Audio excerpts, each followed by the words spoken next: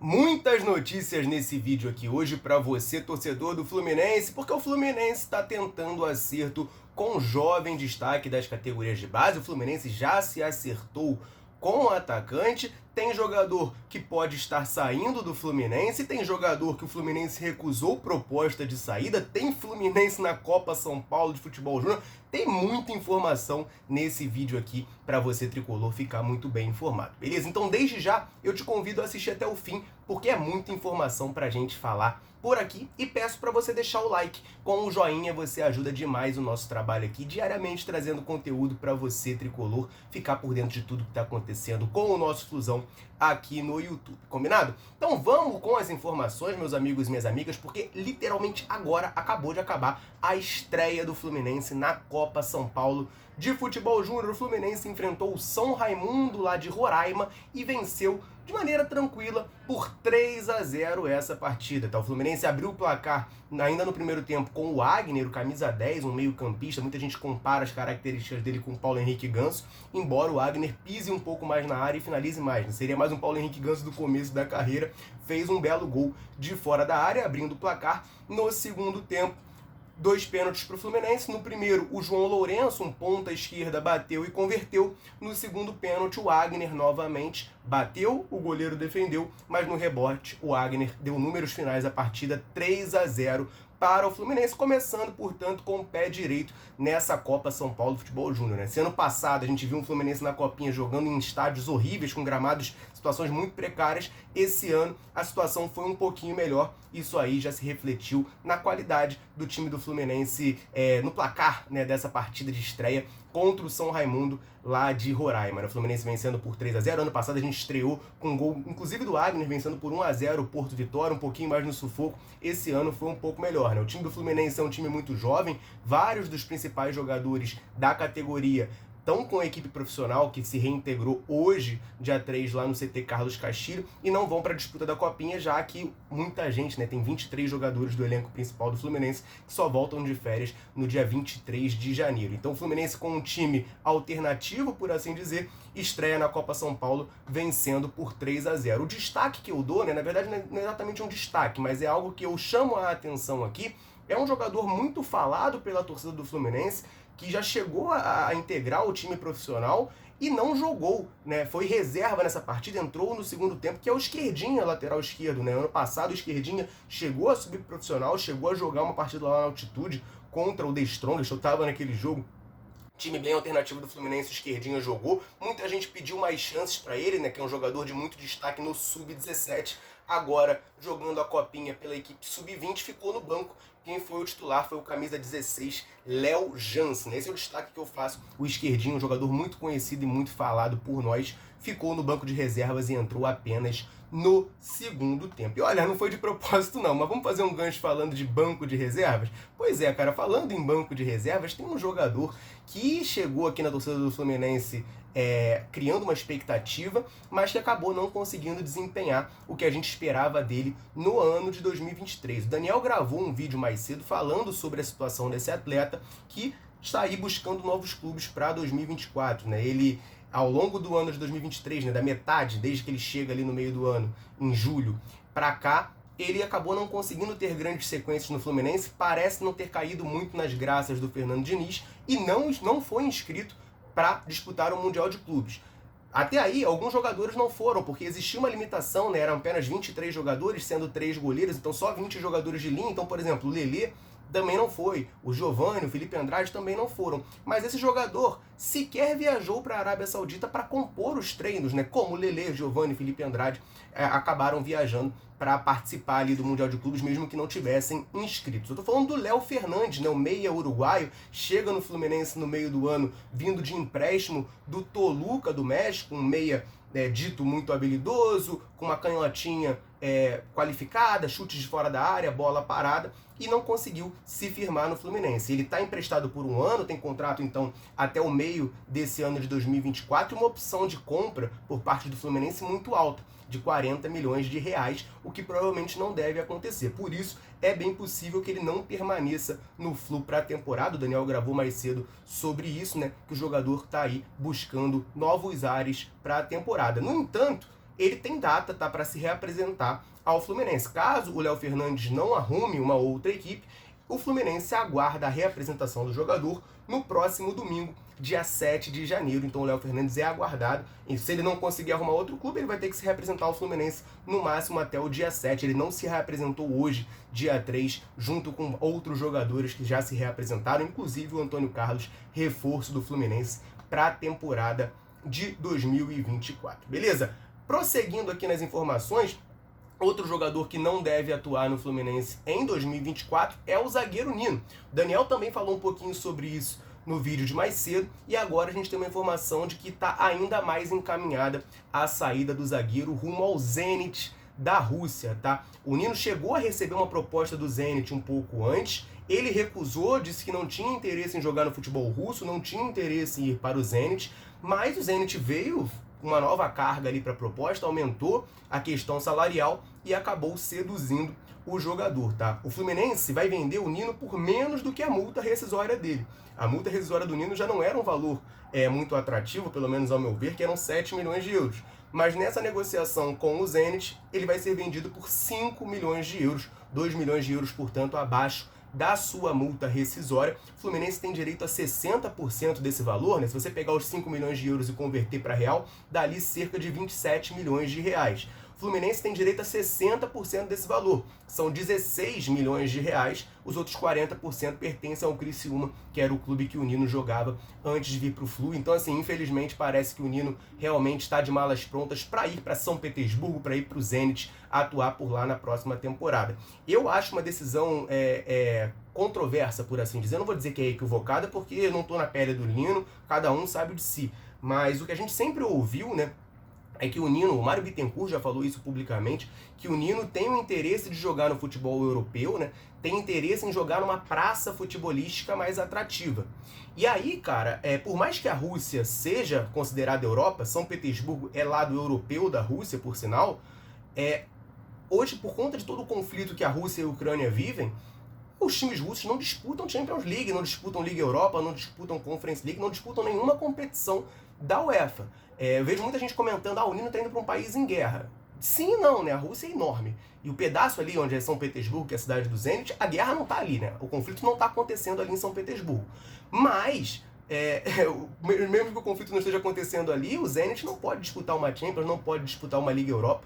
Então, eu particularmente, né, analisando aqui de fora, acho um pouco equivocada essa decisão do Nino, ainda mais aqui, a gente está no dia 3 de janeiro, né, janela mal abriu, poderia esperar um pouquinho mais para ver se aparece uma proposta mais interessante, porque lá no futebol russo acaba que o jogador se esconde um pouco, né, não é um absurdo a gente falar isso, que o jogador acaba se escondendo um pouco lá, ainda mais se não puder jogar uma Champions League. Claro, proposta salarial seduz, né? Cada um sabe de si, sabe onde seu calo aperta, e claro que ganhar mais dinheiro é sempre atrativo. Então, Nino tá aí a caminho do Zenit da Rússia, deve ser reforço desse clube para 2024. Tem jogador do Fluminense, jogador muito querido pela torcida, que também está atraindo interesse, e atraindo interesse de dono de rival do Fluminense. Pois é, gente, informação lá do Vene Casagrande fala que o John Textor fez uma proposta ao Fluminense para tirar o John Kennedy daqui e levá-lo lá para o Lyon da França, né? A gente sabe que o John Textor, dono do Botafogo do Rio de Janeiro, é dono de outros clubes ao redor do mundo, como, por exemplo, o Crystal Palace da Inglaterra e o Lyon da França. E, segundo o Vene Casagrande, houve uma proposta do John Textor para comprar o John Kennedy e levar para o Lyon.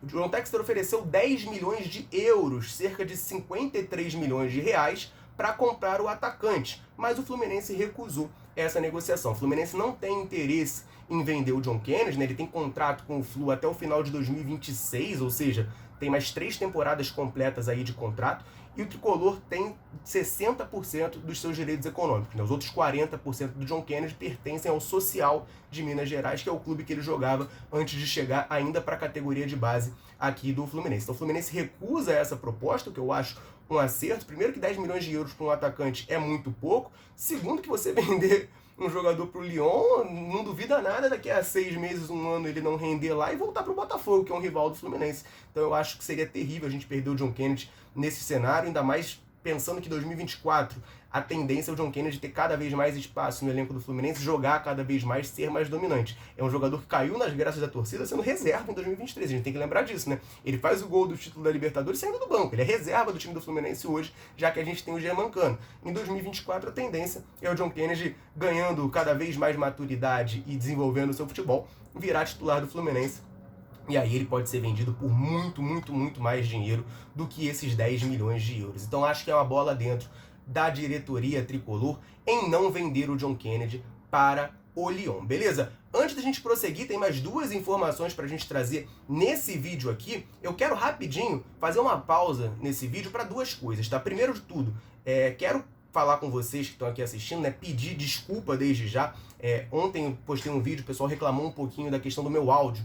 Eu tô com um probleminha aqui com o meu celular onde eu gravo os vídeos, mas já estou comprando um microfone para tentar resolver essa situação e melhorar a qualidade do som que vocês ouvem. Peço um pouquinho de paciência e peço também desculpa pelos transtornos, essas coisas vão melhorar. Tem muita novidade boa vindo aqui na Central nesse ano de 2024 para ter cada vez mais um conteúdo melhor e de mais qualidade para você que está assistindo, beleza? E a outra coisa que eu sempre faço aqui nos vídeos é agradecer a galera que está sempre ligada aqui na Central, mandando um alô pra gente. Eu sempre convido você que está assistindo a deixar um comentário contando o seu nome e de onde você nos assiste, porque a gente gosta muito de saber até onde, nesse mundo gigantesco, a gente está conseguindo alcançar. Então, em todo vídeo eu venho aqui e mando um salve, um alô, um abraço para a galera que deixou o comentário nos últimos vídeos. Então, nesse vídeo aqui, eu quero mandar um abraço para o Maurício Vicente de Belfor Roxo, para o Marcelo do Rio de Janeiro, para o Hamilton de Viana, no Espírito Santo, para o Hélio de Senador Camará, aqui no Rio de Janeiro, para o Pedro de Embu das Artes, em São Paulo, para o Adalberto de Taquatiara, no Amazonas,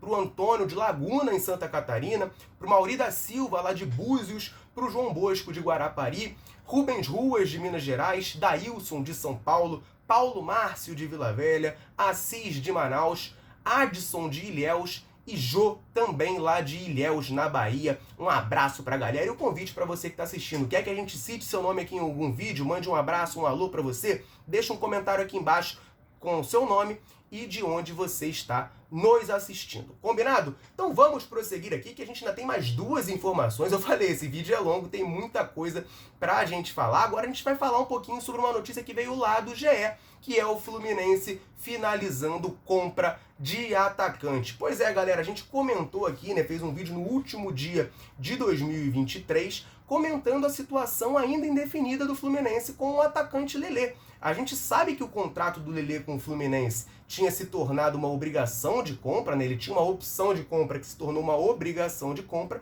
mas o Fluminense ainda não havia pagado os 4 milhões de reais que deveria pagar ao Itaboraí Profut, né? O Lelê chega ao Fluminense após o estadual de 2023 por empréstimo até o fim de 2023. E aí, naquele momento, quando o Fluminense pega o Lelê por empréstimo, paga 1 milhão de reais ao Itaboraí Profut, com isso adquire 15% dos direitos do Lelê e tem o jogador por empréstimo até o final do ano. Tinha uma cláusula de opção ao final do contrato, ao final de 2023, do Fluminense pagar 4 milhões de reais para ficar com o Lelê em definitivo. Opção de compra era o que era a cláusula, só que, devido a algumas metas de presença em campo que foram batidas pelo Lelê, essa opção, ou seja, o Fluminense poderia pagar ou não, se tornou uma obrigação. Então o Fluminense tinha que pagar esses 4 milhões para ficar com o jogador. Ainda não havia se acertado com o Lelê, mas agora o GE traz a informação de que o Fluminense se acertou com o Itaboraí Profut para pagar esses 4 milhões de reais e terá o Lelê em definitivo, tá? É importante frisar que o Lelê estava nos planos do Fluminense para 2024, por mais que fosse uma obrigação de compra. O Fluminense não está comprando o Lelê só porque está no contrato. O Fernando Diniz acredita muito que o jogador pode evoluir bastante com uma pré-temporada com o elenco. A diretoria queria manter o Lelê e o próprio Lelê queria ficar aqui no Fluminense. Então ele vai ser comprado em definitivo, o Fluminense vai pagar esses 4 milhões de reais, vai adquirir mais 55% dos direitos do Lelê, totalizando 70% no total. O Fluminense vai ter, então, 70% dos direitos do atacante. Esse valor será feito em 5 parcelas, tá? Esses 4 milhões. A primeira parcela vai ser paga no começo de fevereiro de 2024, ou seja, no começo do mês que vem. Então o Lelê fica aqui no Fluminense em definitivo, assina um contrato até o final de 2028, 4 aninhos de contrato pro Lelê aqui no Fluminense. Contrato longo, contrato extenso, o Fluminense parece apostar bastante nesse jogador. E é claro que eu quero que você deixe seu comentário aqui embaixo. O Fluminense está certo em dar 4 anos de contrato pro Lelê? Porque comprar o jogador era obrigado por contrato. O Fluminense não tinha muito para onde fugir. Mas o prazo do contrato poderia ser negociado. O Fluminense está dando aí 4 anos de contrato por ele. Você concorda com isso? Não concorda? Deixa um comentário aqui embaixo para a gente trocar aquela ideia. E a última informação desse vídeo, mas não menos importante, informação muito importante, por sinal, vem do Pedro Ribeiro, lá do Saudações Tricolores, e fala que o Fluminense está perto de acerto com o craque das divisões de base. Pois é, galera, teve a reapresentação do elenco tricolor hoje, dia 3, lá no CT Carlos Castilho, e alguns jogadores, como eu disse no começo do vídeo, que têm idade para a Copinha, que são do Sub-20, foram esperados lá, se reapresentaram, porque vão participar das primeiras partidas do Flu no Campeonato Carioca de 2024. Um jogador que estava nessa lista de jogadores que foram promovidos profissional nesse começo de ano era o atacante Cauã Elias, sensação da categoria de base do Fluminense, artilheiro do Sul-Americano Sub-17 com a seleção brasileira, já vem fazendo muito gol